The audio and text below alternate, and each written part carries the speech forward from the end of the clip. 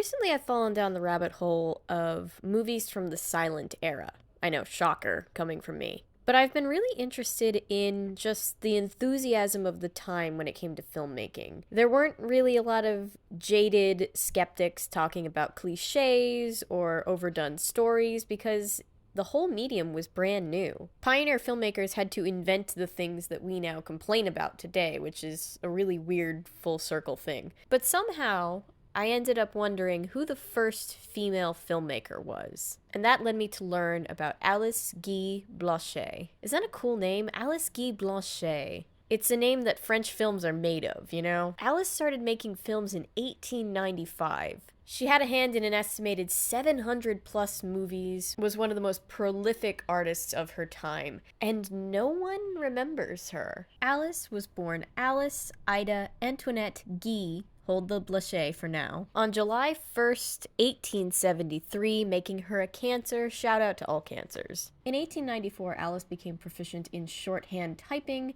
hoping to get the best job a woman could hope for at that time in history, a secretarial position. She was hired to work at the Gaumont Film Company as the personal secretary to Monsieur Gaumont himself. Sorry, a lot of this is in French. I don't speak French. But because she was the boss's secretary, she was invited by courtesy to go along in 1895 and witness a showing of one of the very first moving pictures captured on film. It's the famous one with the factory workers leaving the factory. This blew everybody's goddamn mind. The Gaumont Company quickly began producing short, silent films that were basically mini documentaries. But Alice, being the daughter of a bookseller and having a penchant for narrative stories, saw the potential for narrative film. She asked her boss if she could borrow one of the cameras to try to make a fictional story on film, and he basically told her it was a silly girlish idea, but if it didn't cause her secretarial work to suffer, God forbid,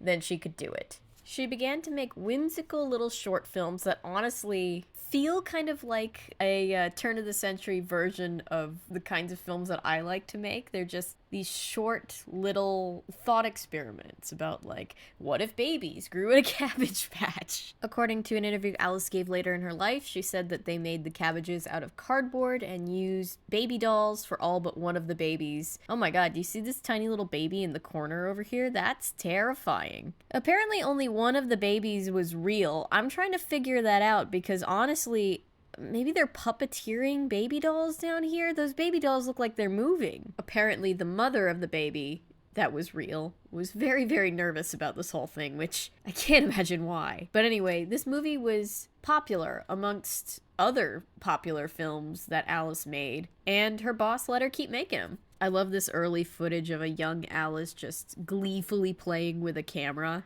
It just encapsulates so much love for filmmaking. I think it's adorable. Soon, Alice was put in charge of overseeing all films produced for the Gaumont Company. Alice's personal fingerprint as a filmmaker was very whimsical, but she really did dabble in multiple genres and really had a wide range as a filmmaker herself. Homegirl would be making these little documentaries with this pretty serpentine dancing, and then would be making heartbreaking tragedies, and then love stories. Apparently love stories with happy endings were one of her favorites, which, same. She was very progressive for her time. I mean, obviously nobody's progressive in the Victorian age, but for the Victorian age, she was pretty progressive in her work. In 1906, she made The Consequences of Feminism, which basically is just like a gender swap role reversal where women are doing lecherous man things and the men are left to deal with it while doing feminine things. I've seen people in the comments underneath the posting of this video on YouTube point out that this is basically just the beginning of the Barbie movie. She also was one of the first, if not the first, I keep finding conflicting sources on this, but she was at least one of the first people to opt for an all-black cast, which was unheard of at the time. And as far as filmmaking technique goes, she also pioneered things like going in for close-up shots, using real locations instead of just purely sets. and encouraged her actors to be more natural and less theatrical than they had previously been trained to do in, well, the theater. She also made a 33.5-minute short film about the life and times of Jesus Christ. You know, that guy. Even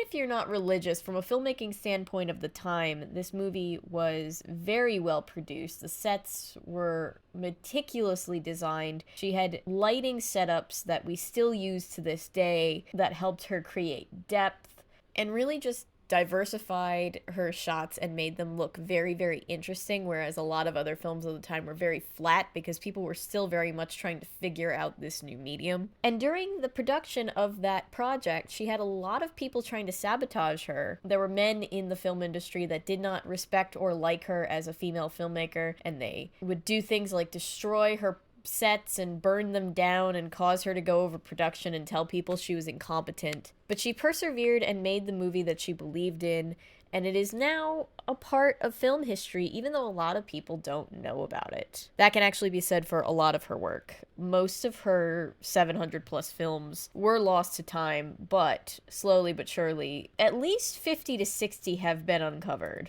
I actually saw in a documentary called The Lost Garden that was made with the help of her surviving family members in the 90s, an interview where Alice said that she, at the end of her life, was tirelessly working to track down as much of her work as she could. And it really made me grateful to be a filmmaker in a time when things like the internet, digital copies exist, and so I know exactly where all of my work is. You know, artists still have issues to this day with not being able to own their work outright, but in her day, she didn't even get to possess her own work. Many of her films were attributed to other people, including the male assistants of her co-workers that had never even made films before. Or they were just attributed to her company without her name on them anywhere. At the time, no one saw intrinsic value in film as more than just a passing craze, but Alice definitely did, and she loved film. She eventually married, hence where the Blache part of her name comes in. She had 2 children. Of course, some more of her work got attributed to her husband, even though he didn't really do anything on them. And then eventually her husband left her for someone else and abandoned their family to move to sunny California, where this little tiny town called Hollywood was really starting to gain steam in the industry. Alice went out there for a little while, helped produce a couple of her now estranged husband's works, but ultimately, working with your ex is a bitch, so she didn't do that for very long. Something I skipped over until this point was that Alice actually was one of the first women to own her own production house, the Solax Company. It was based out of New Jersey, and many, many, many of her works were produced in that film house. But as her husband left her and she was dealing with personal crisis, her empire started to crumble a bit. Even though she had gained kind of noteworthy success of her time, people were doing articles about her constantly, she was getting press. By the time her marriage fell apart, her company was also falling apart. Up until now, films were being made primarily on the East Coast, but due to Thomas Edison and the fact that he was an asshole who had a huge monopoly known as the Trust, there were really strict limitations being put on filmmakers, so they all moved west, hence why Hollywood became Hollywood. That's a story for a different time. If you want a video about that, please let me know. But to make a long story short, Alice stayed behind in New Jersey where her company had been established. Eventually work dried up, and the company, along with all of her things, had to be sold. With her entire life basically crumbled around her, she took her 2 children and moved back to France. She tried to get back into filmmaking, but it just didn't work out. Filmmaking was not as easy to kind of get your hands on as far as like gear and getting somebody to let you produce films back in the day, so she kind of just became a regular mother and eventually grandmother. She even had trouble getting somebody to publish her autobiography, so much so that it didn't actually get published until she was already passed away. Alice lived until she was 94 years old, and on March 24th, 1968, in Wayne, New Jersey, she passed away. Even though film scholars refused or didn't do enough research or whatever this situation was to credit her for the movies that she made, helped make, wrote, produced, directed, she still is like this really prolific and important part of film history. And as a woman filmmaker myself, I've become a little obsessed with her recently. Maybe someday soon I'll be able to do a live stream where we just watch some of her work together. But yeah, this has been on my mind a lot lately, and because I talk about nostalgic, obscure, or otherwise strange content, it kind of just fit right in with the kind of things that we do here, even though the format is a little different. So yeah, I'll leave you guys here. Thank you for watching, liking, commenting, subscribing, sharing. Everything you do to support this channel means the world to me. If you're new here and you're a fan of nonsense, maybe consider sticking around. I post nonsense all the time. If you'd like to enable my nonsense, maybe consider becoming a member. You get extra perks. But remember, my name is Avery. I'm a YouTuber if you say so, because thanks to you guys, this is technically a YouTube channel, and I'll see you soon.